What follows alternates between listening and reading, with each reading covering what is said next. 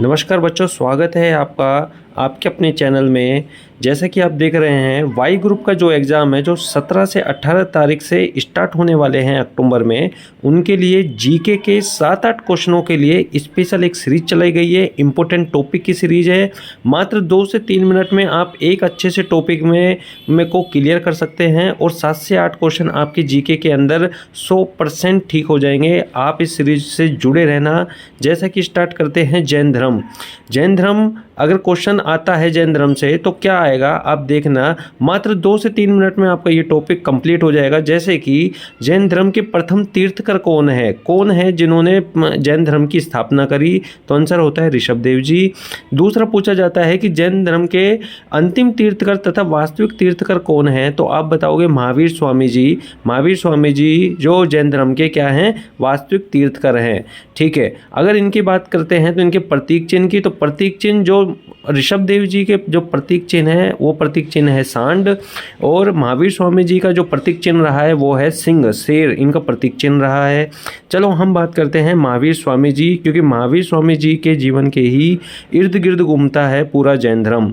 तो महावीर स्वामी जी का जो जन्म हुआ था वो 520 BC के पूर्व हुआ था, जो कुंडग्राम वैशाली में हुआ था। इनके बचपन का नाम, महावीर स्वामी जी के बचपन का नाम वर्धमान था।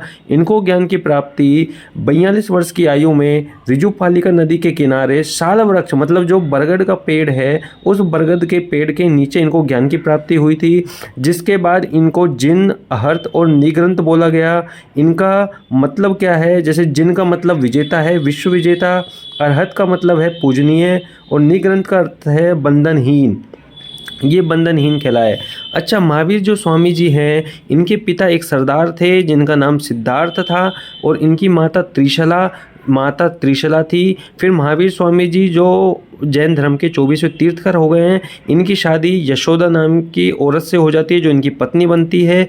उसके बाद में उनको एक पुत्री होती है, पुत्री का नाम अन्नोजा प्रियदर्शनी था।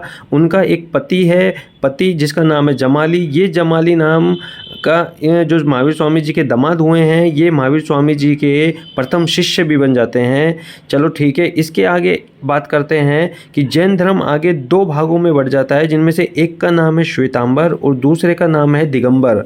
श्वेतांबर मतलब श्वेत वस्त्र धारण करने वाले जो सन्यासी मुनि जो होते हैं वो श्वेतांबर धर्म से संबंधित हैं, और जो नग्न रहने वाले जिनका जो वस्त्र है जो दिशा होती है, इसलिए इनको दिगंबर बोला गया है।